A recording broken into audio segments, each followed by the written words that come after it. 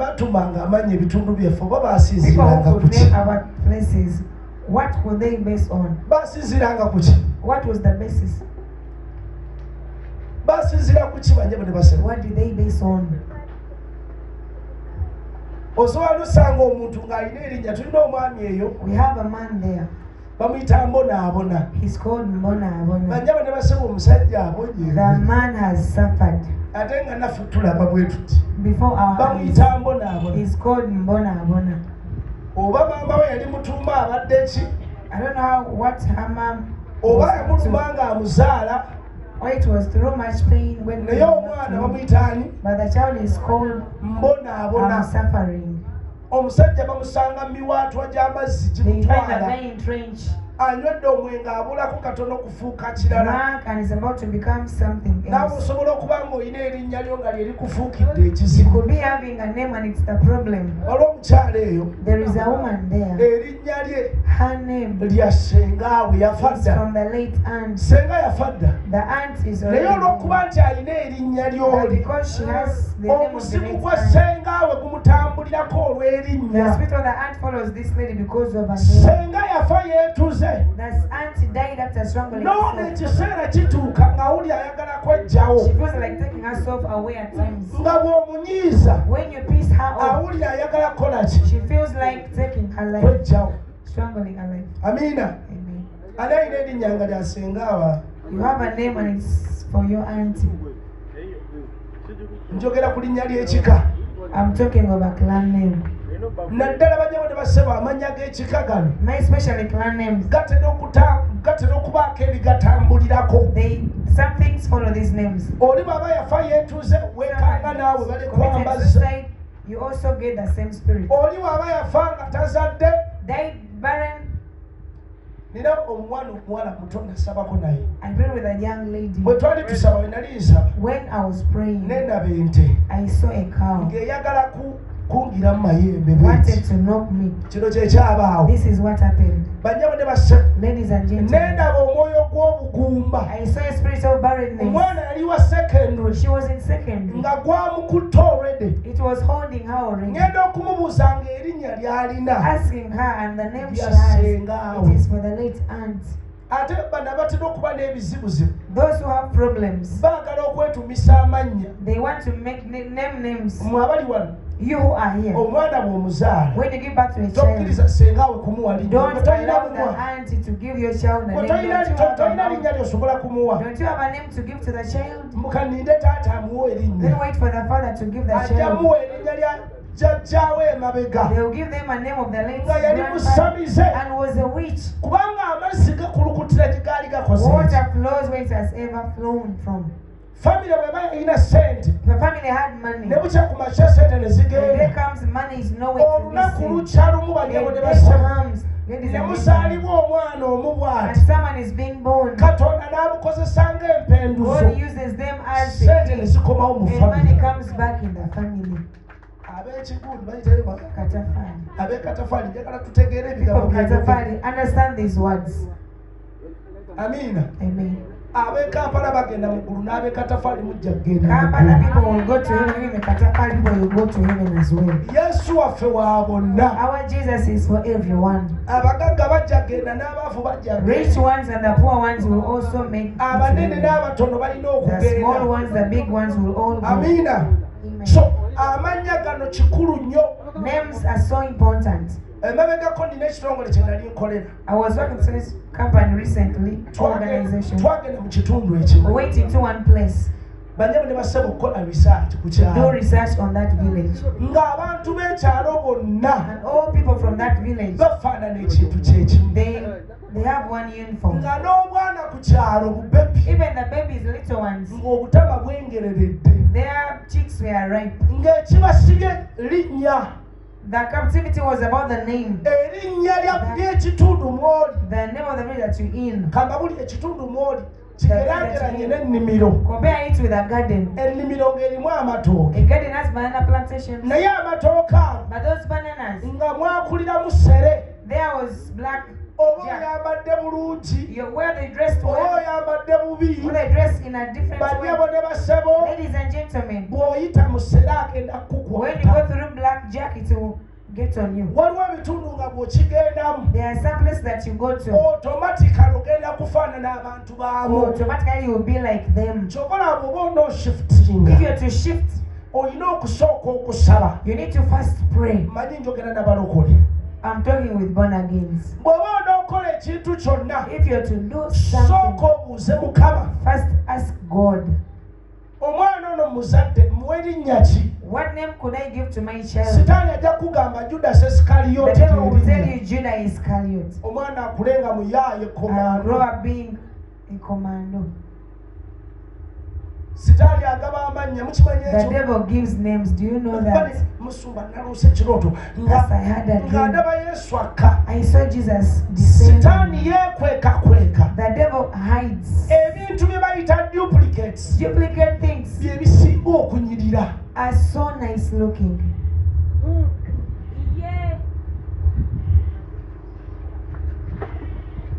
mutabani wange ayogedde ku mutima My son spoke of a heart. omutima A heart. ebintu ebirabika obulungi Things which are nice looking. mwe muli eno You're here. nefe mu kibuga wali But they in Kampala Kampala. osanga abaana abanyirira You abatemagana find nice looking girls naye and nga boys, beetunda but they are doing prostitution. abaana ab'obuwala Girls, abalabika obulungi nice looking. abandi badde embufumbo Who would have been in marriage? beetunda They are doing basula mu prostitution. kalumu keekamu They stay in one kye room. bamanyi What they know, kwesiga kopa gaalu to wear makeup, kopa boy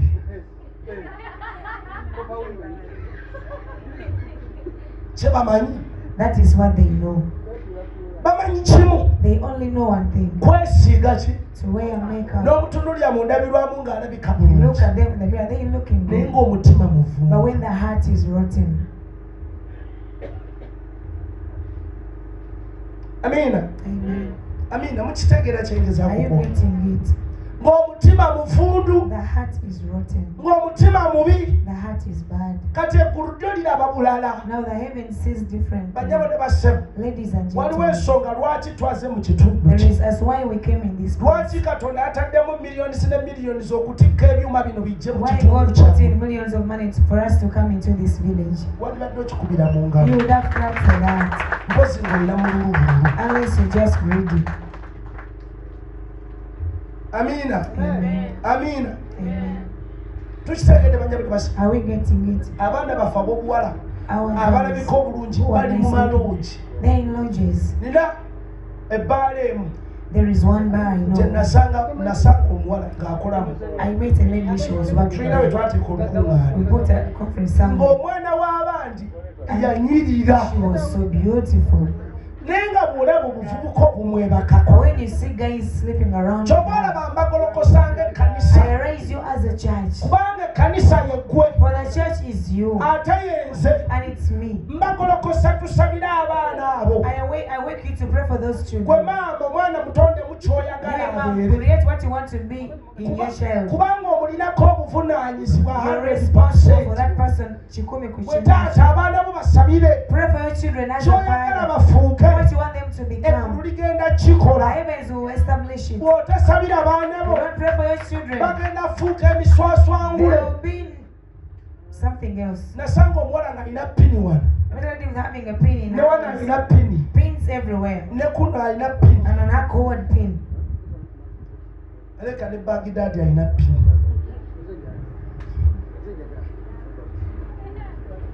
omanyi ensi eyononese The world is in a mess. abantu balina pini kabini People have pins everywhere, even their banks. osanga omwana w'obuwala You nga alina find a pini wano lady, she has a pin, she has pins everywhere. abeeno ndabye wali ensolo ndabyeko wali obubisi I saw some pins there. temuteeka byuma mu ngundi mu nnyindo za mbizi Don't you put metal into their nose? mutera okubiteekamu Usually put them in. njagala afuneyo omusajja omujja ombulire omugaso gw'ekyuma I ky'embizi want a man mu to come nnyindo and tell us the importance of that. jangutaata Come, njagala abantu muwa microphone give him a microphone. atubulire omugaso gw'ekyuma Tells ky'embizi us mu the nnyindo importance of that metal into yoke it. numbagana abaana Then ab'obuwala I attack these ladies. gamba musumba eri gabakala Pastor learned to women. Aha. Mwaka zindala. Give him a mic.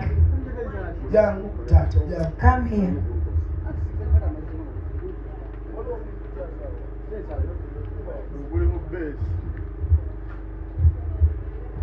Aha.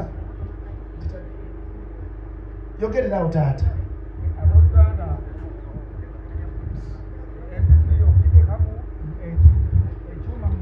Kola boti. Kangwe ku microphone yange. Akola byuma aliwo. Abooluganda, embizo giteekamu ekyuma mu nnyindo yaayo. Ekigendererwa embizi eyo eba eyonoona nnyo. Ng'egenda efukula, ate kasinga esobola n'okudda mu nnimiro gy'omaze okusiga ng'emeruse bulungi. N'etandika omulimo gw'okugenda ng'ekola ki? N'oluvannyuma okuziyiza omuze ogwo olina kussaamu kyuma. N'etaddamu kufukula. Akati mwe abaana b'obuwala. Now you girls. Ofukula ki?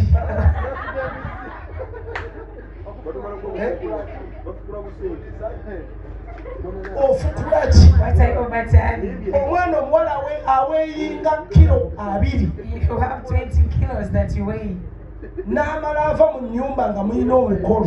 Comes from the house, you have a function. Mugenda omupima ng'alina kilo 10 By the time you mwabo. weigh her, she's 120. Ayambadde ebyuma. Putting on meters everywhere. Kati ennaku zino muyina waliwo gwe nasanga ng'alina ka Afirika wano. I met someone Mapu ka Afirika wano. an African earring. Nena alina ka mapu ka Afirika. African earring. Ng'omulabira ddala awulira And she's azitoowereddwa. so heavy.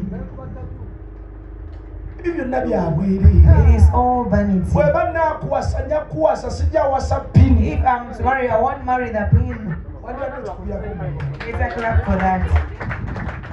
Obulungi kwefaako waaca weere. Nawasa bulungi. Abantu beekoze ebintu. You have done stuff on them. Ennaku zino bwambala obupale You put on some. kalinga akaliko waya wano. You put on. Bino mbibagamba ekkanisa y'eno mugolokoke. I'm telling you, church, to arise. Kubanga Katonda afugira e Kampala The yafugira God n'era who reigns in akaayo. Kampala also Katonda reigns waffe in y'omu. Rwanda. Our God is the same. God is one. Enjawulo yaffe titubeera eri wakati. Our difference with the city. Mwate mubeera ku nkingizi. For us, for you, your Naye purpose. tuli kyekimu. But we are the same. Amiina. Amen. Kitegeeza bino ebigambo tulina obitegeera We need to ffenna. understand these words, all of us. Ffenna We tubitegeere. understand them, all of us. Amiina. Amen. Amiina. Amen. Oli mulungi nga You're so beautiful bw'ofaanana. the way you are. Oli bulungi You nga are beautiful bw'ofaanana. the way you are. Waliwo ensonga lwaki Katonda yakutonda nga bw'oli. There is Ate nange reasons why n'atonda nga God bw'eti. created like you are and how I am. Amiina. Amen. Gye tuli abakyala Are we there, women? oba munyiize. Or you're mad? Oba munyiize nyongeremu. If you're mad, I do it the more. Nyongeremu kashuga. I do it the more. Buuza omuwala oyo ofukula ki? Ask that lady what battalion. Ofukula ki? What are your battalion?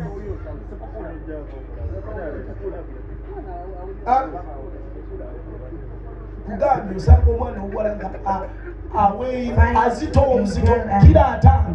Her weight is Naye 50 kgs, ng'agattiddwako kira 5 endala but she has other 15 nga za kgs byuma. just for me too. Byuma. Ayina wano, She has everywhere. ayina mu kiwato, anaye mu kiwato. And there was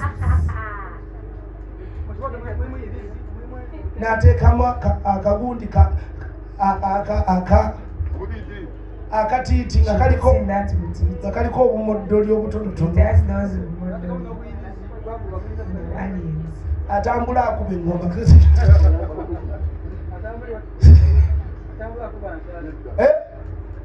Mwekambabulire ensi eyonoonese to the extent. The world is so devout to N'omala that. ogenda mu Kampala, bameka abaali bagezeko e Kampala. How many have ever gone in Kampala? N'omala ogenda e Kampala If you go in Kampala, n'okwata You get hold n'osiba ekitundu kinene ekya Kampala of one seat of city Kampala. n'obagamba tewali agenda kuva wano Tell them no one is living in this mugyemu place. engoye. Undress yourself. Tabulaba abalokole muli wano mwenna. Did you see all born against you here? Abasirikale amagye ne gajja ne gayimirira wano Soldiers come stand here. ne gagamba mugyemu And engoye. they say undress yourself. Oyinza okwewuunya You abalokole. can be a mate of the born against. Abantu abamu balina ebitwe Some by'enkoko people have charismas babisibi biri mu kiwatu in their waists. atambula omutwe gw'enkoko guba They ojjeemu walk n'emu. having a head over. Yafa enkoko yafa dda The head is already dead. naye alaba egenda muwaaki But they see this dead thing giving them bamulimba mu ssabo nti agenda muwa obukuumi. that will give them protection, being lied to. Abalala babalimba ne babagamba Some were lied to and they told you. abalala babalimba ne They babagamba were lied to and they told you. nti genda Go, ofune enkoko. get her in. Amaaso eno bajja buli basa Put your eyes on pastor. genda ofune enkoko Go get her in. ogisale You carry it just because it. ogiziike You bury it mu lugyalo in your compound. egenda kukuuma abaana bo. It's going to keep your children. Already gwagiguze You're the one who was bought it. gwagisse You've killed it. ate era gwagiziise You're the one who has buried it. egenda kukuuma ddi How or when will it help keep egenda you? kukuuma ddi. When will it keep you? Amaaso eno banyabo ne basebo temutunuulira mu mmotoka mwaziraba alaba dda.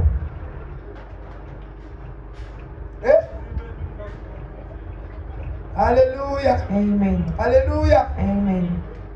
Banyabo ne basebo Ladies and gentlemen, kyekiseera ekkanisa okuzuukuka, it's high time the church to awake. kyekiseera tugolokoke High time we arose. okukola kye tuteekeddwa What we're okukola supposed to do ng'abaana baani, as children ng'abaana ba of Katonda. God.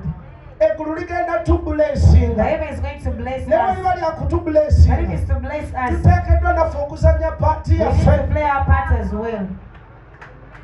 Tuzanye paati, We play our part. tuzanye paati yaffe. We play our part. Tukole kye tuteekeddwa okukola We ng'abaana ba do Katonda. what is supposed to do as children Buli of kyonna God. ky'oyaayaanira Whatever you're yearning for, ogenda you're kukirabako. going to see it. Naye bw'oba If onookirabako you're to see, olina okuzuukuka you need to wake up. nga ggwe omulokole You as a born again, n'okola and ky'oteekeddwa you do what you okukola. ought to do. Amiina. Amen. N'okola ky'oteekeddwa You okukola. do what you ought to do. Mbagambye I've told you ebimu ku bisinza okutusiba what is binding us biva mu down famire from zaffe. our families. Ebimu ku bisinza otukwata What is holding us biva mu famire zaffe. from our families. Ebimu ku bisinza otunyweza What is tightening biva us mu nnyumba zaffe. from our homes. N'abamu banyabo ne basabo And some of us, baabitutandikira nga tetumanyi, they began them already. baabitutandikira nga They twebase, began them when we are abamu sleeping. nga We tetunnazaalibwa. were not born by them. Omuntu omu n'abaako kyakola mu nnyumba Someone yammwe did something in your ne house kikwafekitinga, and it's affected you. ne kyaфekitinga famire Affected yonna. all the family. Amiina. Amen. Bane mutunuulire twaba kibajja kumulamu. Put your eyes on Pastor. Amiina. Amen. Ebisinza osiba obulamu bw'abalokole What is binding born again biva mu life famire is from zaffe. their families. Ani akikkiriza ekyo? Who believes it? Abali mu tenti eri bannaye. Those in the other Tuli ku teams. peegi y'emu. Are we at the same page? Omanyi osobola okubuulira samoni na You neggwayo. may preach the whole sermon. N'omala n'ofuluma. You end up getting N'otambula. out. You walk. Oli n'adda n'agamba omusajja Someone abuulidde. says that someone has Nze preached. simulabanga oli omusajja abuulira. I've never seen this person preaches. N'omubuuza abuulidde ki? You ask them what have they preached about. Abuulidde oli omusajja ggwe. The other man, Ka ngende ne mu shoti. let me even in the shoot. Nga tajjukira byakoze eki. They don't recall what Byabuulidde. has been preached. Amiina. Amen. Ebisinga okutusiba ng'abaana ba What Katonda binds us as born biva mu again? famire They are from zaffe. our families. Kyova olaba gwategedde amazima You was gwalokose. born, the truth was good. Bwe yalokoka banyabo ne Now basaba. he is born again. Kyekiseera otandika omusingi omuggya. So you begin a new Abaana bo foundation. bwe baneeyagaliramu. Your children will brag. Abasumba tutandike omusingi Pastors, omuggya. we begin a new foundation. Ekkanisa bweneeyagaliramu. Where the church will brag about. Tutandike omusingi omupya. We begin a new foundation.